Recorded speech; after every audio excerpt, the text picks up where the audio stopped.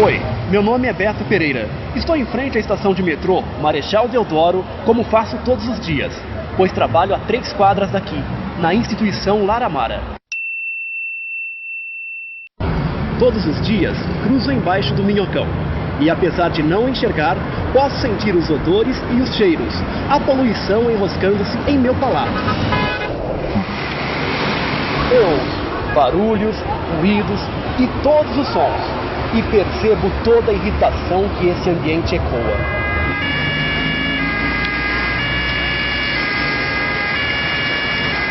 Você que pode ver, experimente enxergar Santa Cecília através dos meus olhos.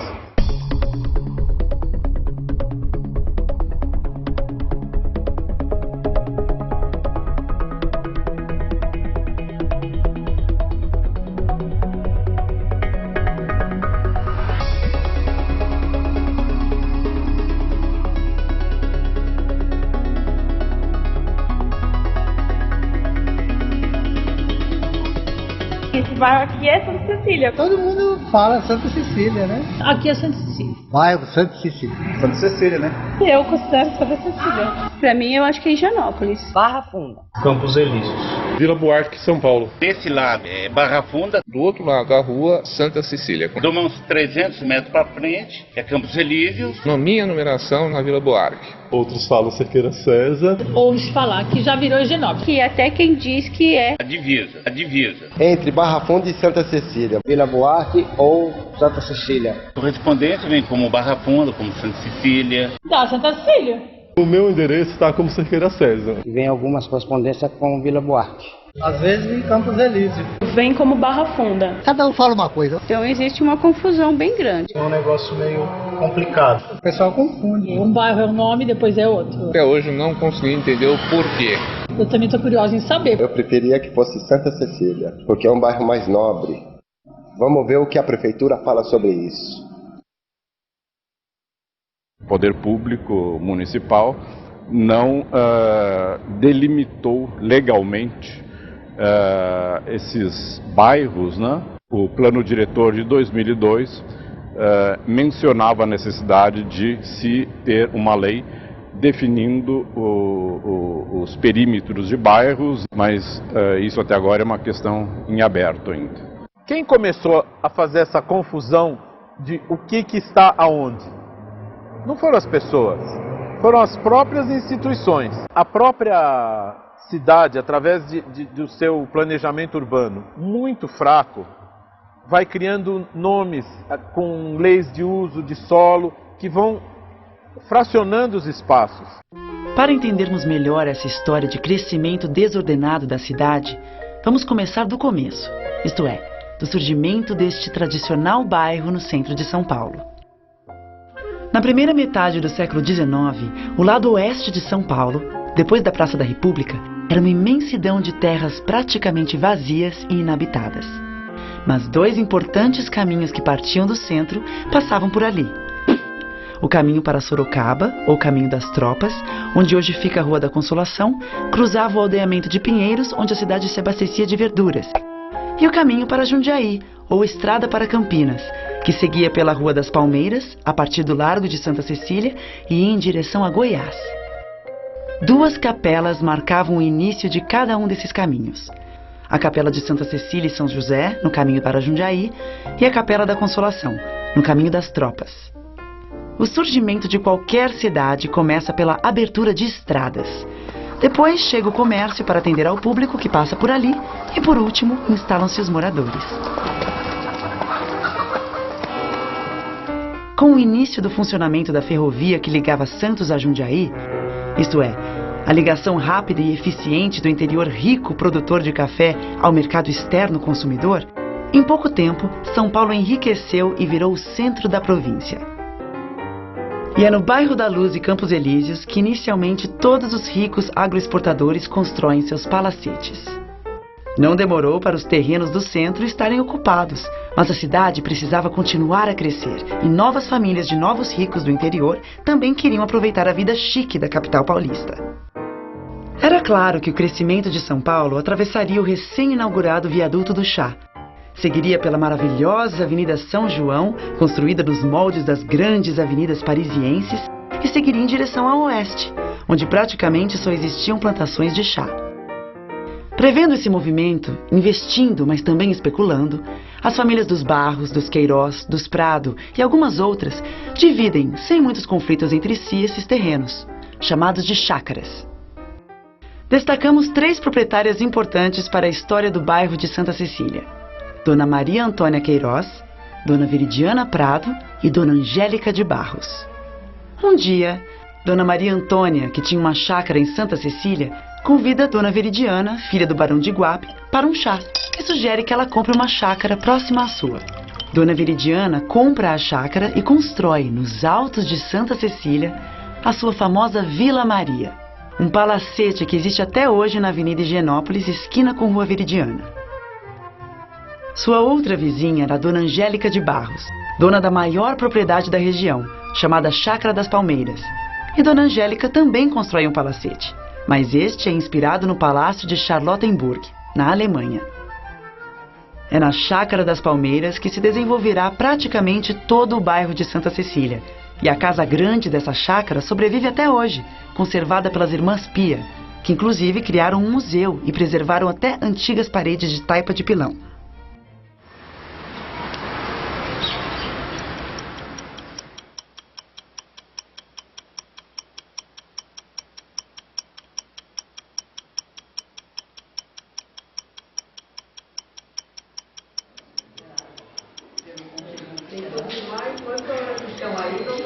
Ele era advogado da Cúria de São Paulo. Dinheiro ele conseguiu através de um donativo vindo do juiz, e que pegou o dinheiro que foi apreendido aí de uns traficantes, e esse dinheiro foi distribuído para várias obras de caridade em São Paulo, inclusive a Casa Pia São Vicente de Paulo. Nós somos Ana Isabel, Maria Beatriz e Ana Teresa Monteiro de Barros. Nós somos trisnetas da baronesa Maria Angélica de Souza Queiroz Barros. A família Barros é uma das mais antigas da história de São Paulo.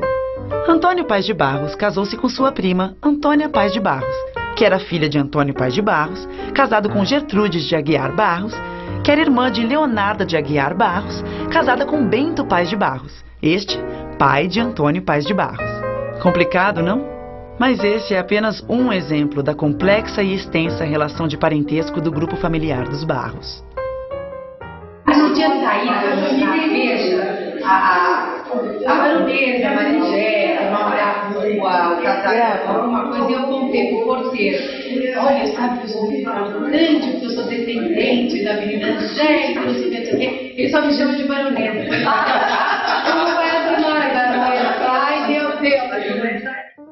Dona Angélica de Barros, filha do barão Souza Queiroz, neta do senador Vergueiro e também do brigadeiro Luiz Antônio, loteia sua chácara e os lotes são maiores quanto mais perto da Avenida Higienópolis. Então, os lotes menores ficam perto do Largo de Santa Cecília e os maiores na área alta, próximos ao bairro de Higienópolis. Por quê? Higienópolis significa cidade ou lugar da higiene. E esse loteamento era um dos poucos da cidade com fornecimento de água e esgoto. Isso foi o tema principal da publicidade na venda dos lotes. Ficava implícito também que Higienópolis, no alto, era mais distante das margens barrentas e alagadiças do rio Tietê e da Barra Funda, bairro de imigrantes mais pobres.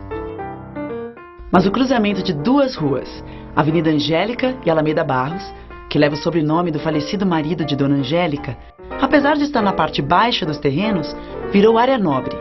E todas as ruas perto dali têm o nome de parentes ou pessoas importantes relacionadas aos Barros. É claro que a chegada dos ricos fazendeiros a São Paulo, vindos principalmente de Sorocaba e Itu, não deixou de provocar animosidade na sociedade paulistana. E a busca de legitimação social obcecava famílias como a dos Barros, vindos de Rio Claro, e sem dúvida dominava praticamente todo o seu grupo social, fazendo com que copiassem os padrões comportamentais da grande burguesia internacional, por sua vez fascinada pela velha cultura aristocrática europeia. Além de investirem em diferentes áreas influentes da sociedade paulistana, tornando-se presidente de empresas de serviços públicos de água e esgoto, donos de jornais, clubes de engenharia, empresas de exportação e outros, para garantir distinção social e reafirmar prestígio político, alardeiam status por meio da ostentação, sinais exteriores de riqueza e poder. Luxo, conforto, elegância, relações sociais importantes e gastos vultosos com obras de benemerência, tudo isso era importantíssimo para reafirmar o poder dessa nova classe dominante.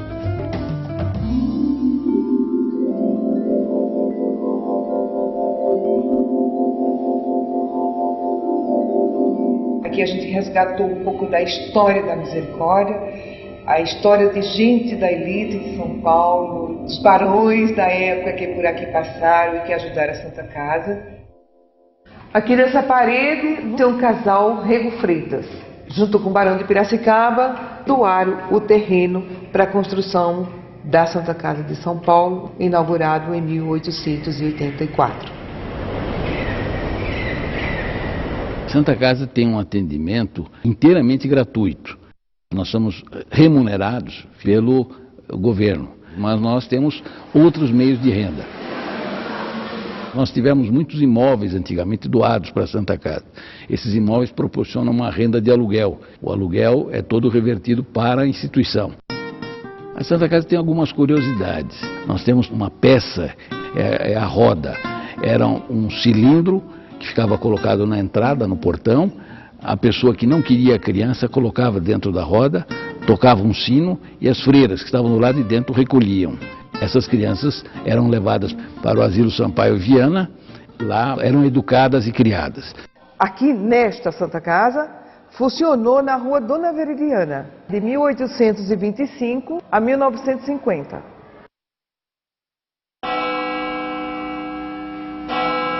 Durante o Império, a igreja no Brasil é apadrinhada real. Depende do imperador para sobreviver. Mas com a proclamação da República, em 1889, a igreja deixa de receber os recursos provenientes da gestão de cemitérios, registro civil, de óbito e outros, que passam a ser responsabilidade do Estado. Então, a rápida ascensão dessas famílias ricas em São Paulo abre uma oportunidade única para a igreja. Ela percebe que o poder econômico concentrado na corte imperial, localizada no Rio de Janeiro, está mudando e se alia a essa nova elite agroexportadora paulistana. Um dos primeiros movimentos desses novos tempos acontece exatamente na pequena capela de Santa Cecília e São José.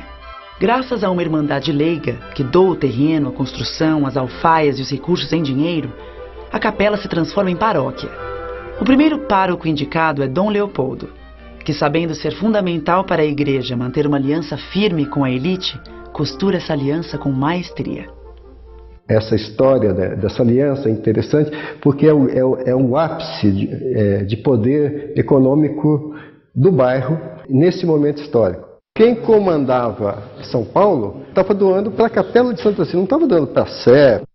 Dona Veridiana chega a dar numa doação R$1 milhão. Com essas doações, Dom Leopoldo conseguiu, por exemplo, encomendar para a paróquia as belíssimas telas de Benedito Calixto. Expostas nas paredes da igreja, elas ilustram duas histórias: a de uma santa e a de um bandeirante. Traficante de índios em Itanhaém, o bandeirante Pero Correia, na metade de sua vida, converteu-se à religião católica, entrou para a ordem jesuítica, mas, ironia do destino, foi morto por índios numa campanha missionária. A sua história é contada como se fosse a de um santo, com o mesmo grau de importância de Santa Cecília. E não se conhece na história de pinturas religiosas a entronização de uma pessoa que não seja santa. Um dos benefícios do afluxo de muito dinheiro e investimentos no futuro desenvolvimento do bairro foi, por exemplo, a construção do primeiro prédio modernista de São Paulo, levantado em 1927.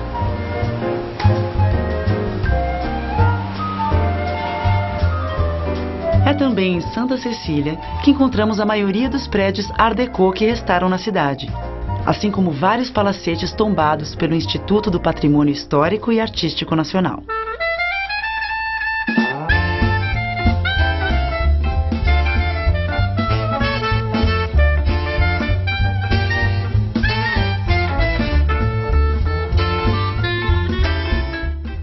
Os anos 30 e 40 ainda são lembrados por muitos como o apogeu do bairro.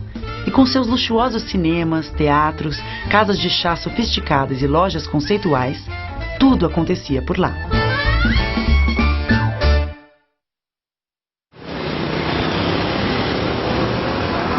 Esta é a primeira rua de Santa Cecília.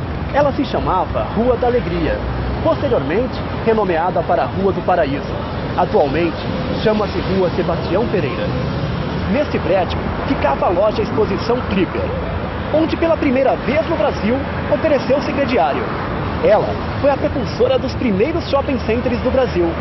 Aqui também foi instalada a primeira escada rolante de São Paulo. As pessoas vinham à Casa Clipper pelos cabeleireiros, restaurantes, desfiles de moda ou simplesmente para subir e descer de escada rolante.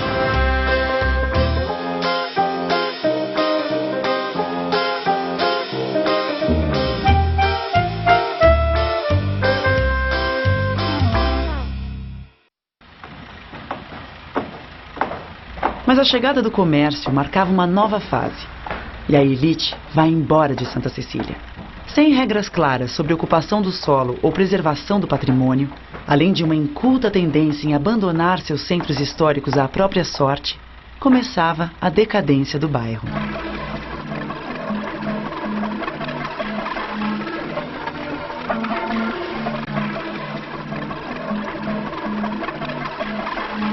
Nos anos 70, ele sofreu uma intervenção do ponto de vista urbanístico bastante problemática, que foi a implantação do elevado Costa Silva.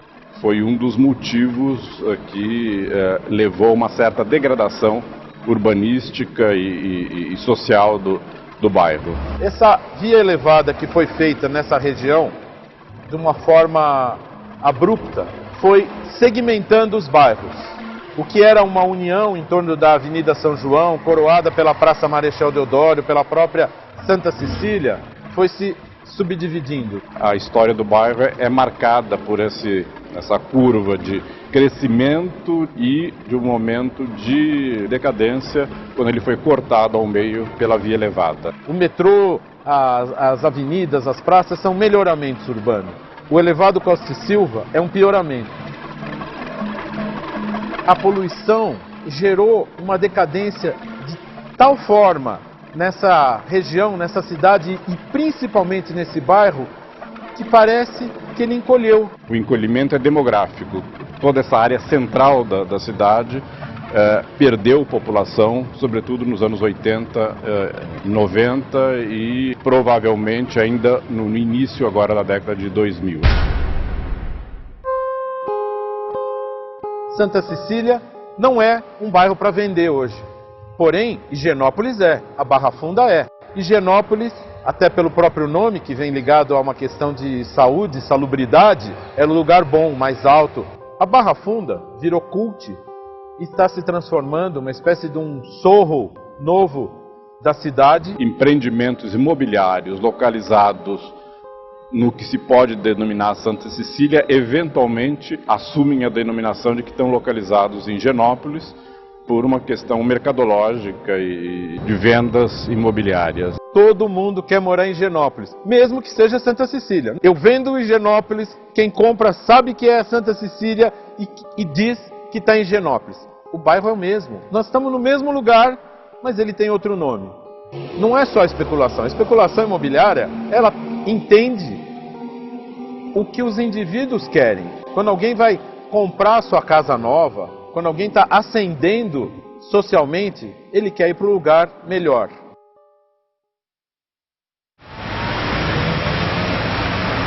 Santa Cecília é um bairro atraente e multante. De dia é uma coisa, de noite é outra. E mesmo com problemas, passa por um renascimento. Bairro central, com metrô e transporte público abundante. Muitas universidades instalaram-se aqui e a população jovem acompanhou. Em seus bares, restaurantes, clubes de danças, teatros, desenvolveu-se uma incrível vida noturna. E hoje o bairro é uma importante diversão de São Paulo.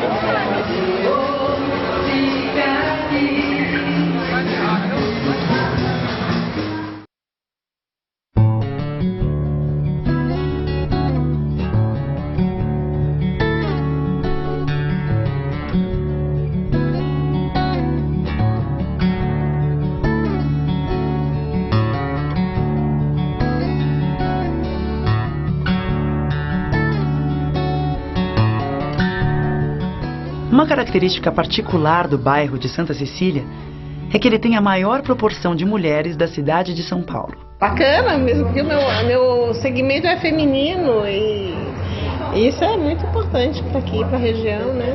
Eu acredito que deve ser mesmo. Tem muita mulher na região. São 60 e poucos mil habitantes, acho que se não me engano 35 mil mulheres e 28 mil homens. O que a gente pode levantar como hipótese é a questão nessa área de ocupação mais antiga do centro, né, há uma população mais idosa presente.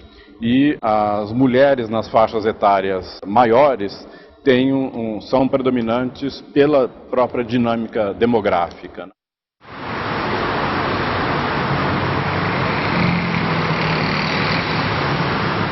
Será que uma demolição, uma desmontagem desse equipamento pode fazer com que esse centro volte a irradiar uma nova cidade, um novo bairro? Será que Santa Cecília pode vir a ser um lugar onde que as pessoas queiram dizer que moram nele? Não vão mais esconder o seu endereço?